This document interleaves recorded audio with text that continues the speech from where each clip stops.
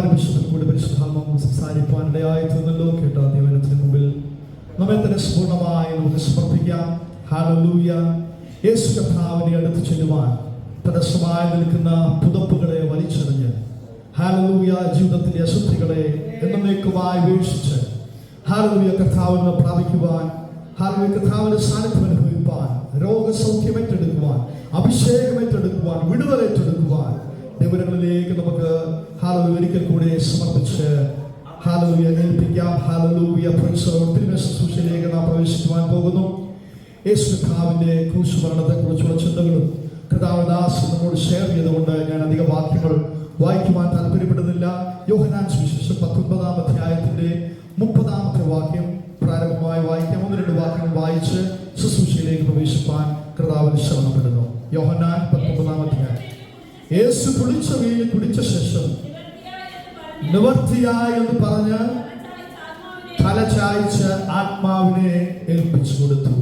നിവർത്തിയായി എന്ന് പറഞ്ഞ് തലചായ്ച്ച് ആത്മാവിനെ ഏൽപ്പിച്ചു കൊടുത്തു. സുവിശേഷങ്ങൾ പഠിക്കുമ്പോൾ മത്തായി, മർക്കോസ്, ലൂക്കോസ് എഴുതിയ സുവിശേഷങ്ങളിൽ യേശു കർത്താവ് ഉറക്കെ നിലവിളിച്ചു എന്ന് മാത്രമേ എഴുതപ്പെട്ടിട്ടുള്ളൂ. എന്നാൽ യോഹന്നാന്റെ സുവിശേഷം കൃത്യമായി എഴുതിയിരിക്കുന്നു. അവൻ നിവർത്തിയായി എന്ന് പറഞ്ഞ് തലചായ്ച്ച് ആത്മാവിനെ ഏൽപ്പിച്ചു കൊടുത്തു. നിശ്ചയമായും യോഹന്നാനാണ് കർത്താവ് പറഞ്ഞ നിവർത്തിയായി എന്നുള്ള പദം കേട്ടത്. നിങ്ങൾക്കത് എന്തുകൊണ്ടാണ് യോഹന്നാൻ കേട്ടത് നിശ്ചയമായും അറിയാമായിരിക്കും. യേശു കർത്താവിന്റെ മാറോട് ചേർന്നിരുന്നവനും യേശു കർത്താവിന്റെ ക്രൂശുമരണത്തെ ശ്രദ്ധയോടെ വീക്ഷിച്ച മറ്റൊരു ശിഷ്യനില്ല. അത്ര അടുത്തിരുന്നത് കൊണ്ടാണ് നിവർത്തിയായി എന്നുള്ള ശബ്ദം. മറ്റുള്ളവരെല്ലാം ഉറക്കെ നിലവിളിക്കുന്ന ശബ്ദം കേട്ടപ്പോൾ യോഹന്നാൻ മാത്രം നിവർത്തിയായി എന്നുള്ള ശബ്ദം ശ്രീപ്പാനിടയായി തീർന്നു. നാം ഇപ്പോൾ കേട്ടതുപോലെ കർത്താവിനോട് എത്രത്തോളം അടുത്ത് ചെല്ലുമോ, എത്രത്തോളം കർത്താവിനോട് അടുത്തിരിക്കുമോ അപ്പോഴേ കർത്താവിനുള്ള ശബ്ദങ്ങൾ കേൾക്കാൻ കഴിയത്തുള്ളൂ.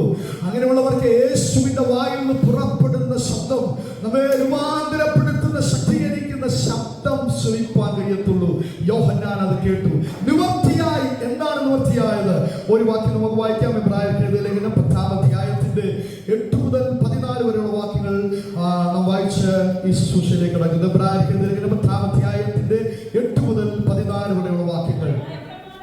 ന്യായപ്രമാണപ്രകാരം കഴിച്ചു വരുന്ന യാഗങ്ങളും വഴിപാടും സർവാംഗ ഹോമങ്ങളും പാപയാഗങ്ങളും വീക്ഷിച്ചില്ല, അവയിൽ പ്രസാദിച്ചതുമില്ല എന്നിങ്ങനെ പറഞ്ഞ ശേഷം ന്യായപ്രമാണപ്രകാരമുള്ള യാഗങ്ങളെ, വഴിപാടുകളെ, സർവാംഗ ഹോമങ്ങളെ, പാപയാഗങ്ങളെ കർത്താവിന് ഇഷ്ടമില്ലാത്ത അല്ലെങ്കിൽ കർത്താവ് ആഗ്രഹിക്കാത്ത ഒരു കാലഘട്ടം. എന്നാൽ 9-ാമത്തെ വാക്യം പറയുകയാണ്, ഇതാ ഞാൻ നിന്റെ ഇഷ്ടം ചെയ്യുവാൻ വരുന്നു. സ്വർഗത്തിൽ പിതാവിനോടുള്ള സമത്വത്തിൽ ജീവിച്ചവൻ, തൃത്വത്തിൽ ഒരുവനായവൻ, ധന്യനായ ഏകാധിപതിയായവൻ, രാജാതിരാജാവും കർത്താതി കർത്താവുമായവൻ, അവൻ പറയുകയാണ് നിന്റെ ഇഷ്ടം ചെയ്യുവാൻ. പിതാവേ, നിന്റെ ഇഷ്ടം ചെയ്യുവാൻ.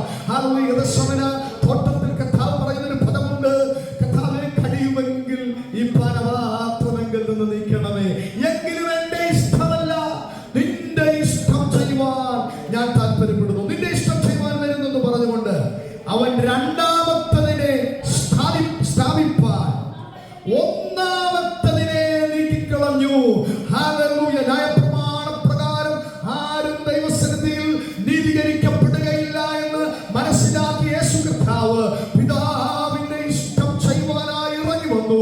അവർ രണ്ടാമത്തേതിനെ സ്ഥാപിച്ചു, ഒന്നാമത്തേതിനെ നീക്കിക്കളഞ്ഞു. ആ ഇഷ്ടത്തിൽ നാം ഇനിയും ഒരു യാഗമില്ല.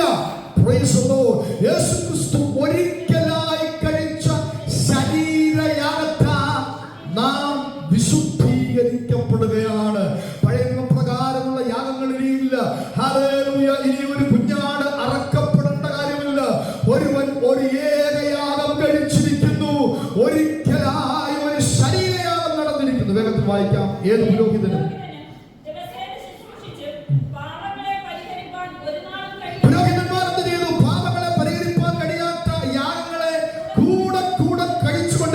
യേശുവോ പുരോഹിതന്മാർ പാപങ്ങളെ മാറ്റുവാൻ കഴിയാത്ത യാഗങ്ങൾ കഴിച്ചുകൊണ്ടിരുന്നു. യേശുവോ പാപങ്ങൾക്ക് വേണ്ടി ഒറ്റയാഗം ഏകയാഗം കഴിച്ചിട്ട് അവന്റെ സ്ഥാനം ദൈവത്തിന്റെ വലതുഭാഗത്ത്. ഒരു പദം അവിടെ എഴുതിയിരിക്കുന്നു, അവൻ ദൈവത്തിന്റെ വലതുഭാഗത്ത് ഇരുന്നു.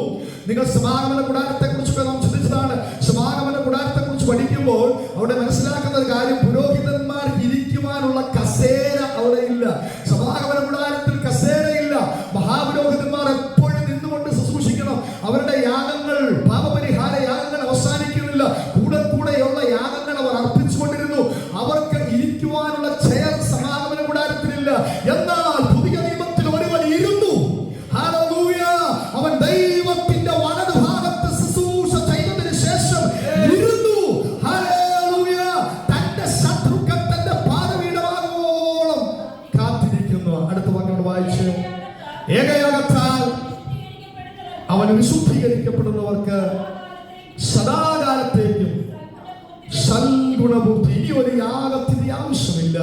Praise the Lord. അവൻ വിശുദ്ധീകരിക്കപ്പെട്ടു.